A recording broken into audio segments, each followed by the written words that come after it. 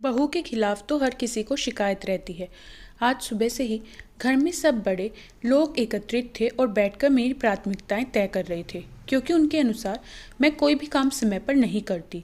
मैं उन लोगों के अनुसार कभी भी समय पर कार्य नहीं करती। इस कारण से शिकायतों का पोटला भी खोला जा रहा था। जब वे लोग मेरी प्राथमिकताएं तय कर रहे थे, उस समय उन लोगों को चाय नाश्ता पकड़ाने का काम भी मेरा ही था। बस मुझे ऑर्डर दे दिया जाता था और मैं एक आदर्श कर्मचारी की तरह वह सब सामान उन तक पहुंचा देती थी। पर फिर भी मैं कभी इस घर की जिम्मेदार सदस्य नहीं रही। चलिए मैं आपको अपना परिचय कराती हूँ।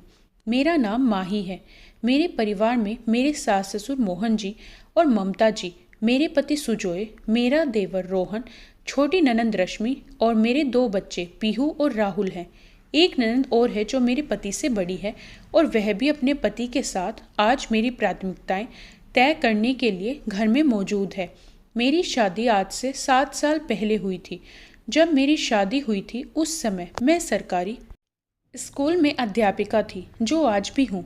उस समय यह इनके लिए गर्व की बात होती थी, पर आज ये उनके लिए मुसीबत बन चुकी है, क्योंकि अपना स्टैंडर्ड दिखाने के लिए बहू वर्किंग है बताने बड़ा मज़ा आता है, पर उसके साथ साथ जो जिम्मेदारियां होती हैं वह निभाने में रोना आता है।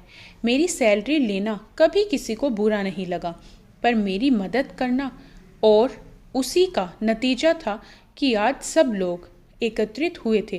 पहले तो बड़े लोगों को कहना था कि इसके माता पिता को भी बुला लिया जाए, तो कम से कम फैसला पारदर्शी रहेगा। फिर पता नहीं क्या सोचकर उन लोगों ने मेरे माता पिता को नहीं बुलाया, बस मेरे भाई राघव को बुलाया था, जो कि उम्र में मुझसे 5 साल छोटा था और फिलहाल कॉलेज की पढ़ाई कर रहा था। स्कूल जाने से पहले जैसे हम हमारा होमवर्क करते हैं, उसी तरह मेरे भाई के आने से पहले किसको क्या बोलना है उसी पर कार्य किया जा रहा था। सब अपनी अपनी पोटली में से अपनी अपनी शिकायत बाहर निकाल रहे थे। सबसे ज़्यादा शिकायत की भरमार तो मेरी सासू माँ और मेरे पति को ही थी। बाकी सबकी शिकायत तो मिर्च मसाले की तरह थी, पर फिर भी मैं चुपचाप काम कर रही थी। पता नहीं क्यों आज मेरे मन में कोई घबराहट नहीं थी, पर इतना जरूर है कि मेरे मन में कुछ चल तो रहा था, जो शायद थोड़ी देर बाद बाहर आने वाला था। इतने में राघव घर आ गया। मैंने ही जाकर दरवाज़ा खोला। हर बार हंस मुस्कुराकर गले लगने वाला भाई आज चुपचाप मौन होकर मेरी तरफ देख रहा था। उसने कुछ नहीं कहा, मैंने भी कुछ नहीं कहा, और उसे लेकर मैं उस कमरे में चली गई जहाँ सब लोग एकत्रित थे। कमरे में पहुँचते ही उसने सभी को नमस्ते कहा, पर किसी ने भी उसके नमस्ते का कोई उत्तर नहीं दिया।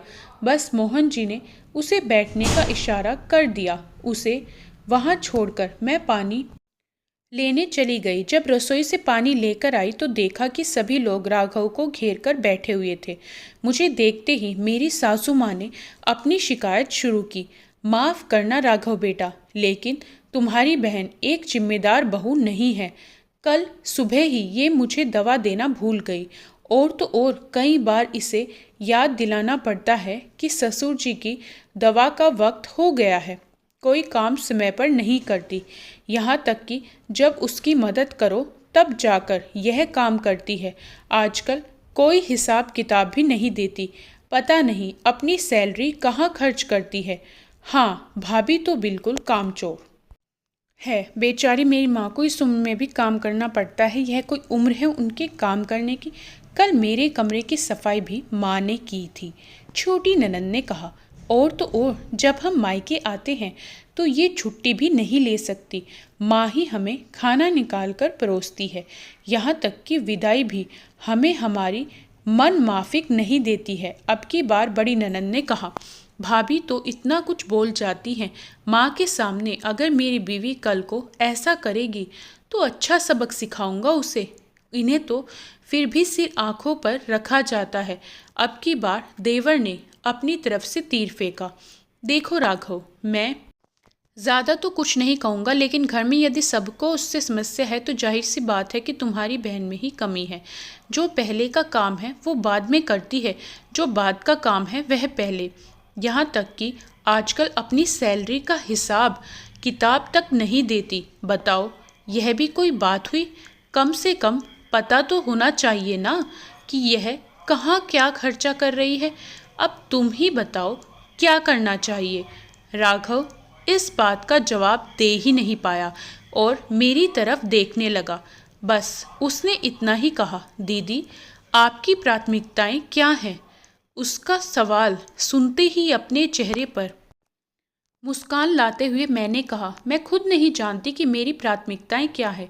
मेरी प्राथमिकताएं तो ये लोग तय करते हैं। मेरी सास अभी 55 साल की है। पहनने, ओढ़ने, घूमने फिरने के मामले में ये अभी भी जवान है। बस दवाई लेते समय या काम करते समय बुजुर्ग हो जाती हैं। वो अपनी सुविधा अनुसार मेरी प्राथमिकताएं तय करती है। मेरी छोटी ननद जो घर में कभी भी काम करना पसंद नहीं करती, यदि एक दिन उसके कमरे की सफाई उसकी माँ कर दे तो उसे बुरा लग जाता है। वो मेरी प्राथमिकता तय करती है। मेरा देवर जो कुछ भी सुना देता है, खुद अपनी माँ और बहन को सम्मान नहीं देता, पर अपनी आने वाली बीवी को सबक सिखाने की बात कर रहा है। वो मेरी प्राथमिकताएं तय करता है। मेरी बड़ी ननद जो मायके आती है और अपनी वर्किंग भाभी से ये उम्मीद करती है कि वो छुट्टी लेकर उसके साथ ही बैठी रहे, जबकि खुद अपनी माँ के कमरे में बैठकर पंचायती करती रहती है और भूलकर अपनी भाभी की मदद तक नहीं करती। साथ ही जो खुद अपनी ननद को कुछ देना पसंद नहीं करती, अपने घर बुलाना पसंद नहीं करती, वो मेरी प्राथमिकताएं तय करती है। मेरा पति मेरी ही सैलरी में से हिसाब किताब पूछता है, जबकि उसे अच्छे से पता है कि मेरी सैलरी का आधा हिस्सा इन लोगों के लोन भरने में जाता है और कुछ हिस्सा बच्चों की फीस में। वो भी मेरी प्राथमिकताएं तय करता है। सच कहूँ तो मेरी प्राथमिकताएं वो है जो मेरी अपनी है ही नहीं, उसे भी तय करने वाले कोई और फिर कहते हैं कि यह कोई काम ढंग से नहीं करती। देखना भाई, सुबह से ये लोग बैठकर पंचायती कर रहे हैं और मैं अकेले काम में लगी हूँ। इन सब ने नाश्ता भी कर लिया, पर मुझे अभी तक चाय भी नसीब नहीं हुई। पर फिर भी ये लोग मेरी प्राथमिकता ढूंढ रहे हैं। इन सबको सेवा चाहिए, सेवा करने वाली चाहिए, पर बोलने वाली बहू किसी को पसंद नहीं। अब समझ में आ चुका है कि बहू के खिलाफ तो हर किसी को हमेशा ही शिकायत रहती है। तो सच कहूँ भाई, अब मेरी प्राथमिकता मेरा अपना सम्मान है, स्वाभिमान है। अगर उसकी कद्र करोगे तो ही साथ दूंगी, वरना मैं अकेले भी खुश हूँ। सेवा करती हूँ तो सम्मान भी चाहिए। दो बातें ना सुनूंगी। अपनी सैलरी का अधिकतर हिस्सा तुम पर खर्च करती हूँ तो कुछ अपने लिए भी रखूंगी। आखिर मेरा भी भविष्य सुरक्षित होना चाहिए। अब तुम जानो और ये लोग जाने, मैंने अपनी प्राथमिकताएं बता दी है और इसमें अब कोई बदलाव ना करूंगी। मेरे जवाब को सुनकर किसी ने मेरे खिलाफ बोलने की हिम्मत नहीं की। सचमुच इतना कुछ बोल लेने के बाद दिल में बड़ा सुकून था। साथ ही साथ आज मैं आत्मविश्वास से लबालब भर चुकी थी, क्योंकि अब मैं अपनी प्राथमिकताएं जानती हूँ। दोस्तों, कहानी कैसी लगी कमेंट बॉक्स में ज़रूर बताएं। वीडियो को लाइक करें, शेयर ज़रूर करें। चैनल पर पहली बार आए हैं तो सब्सक्राइब करना ना भूलें।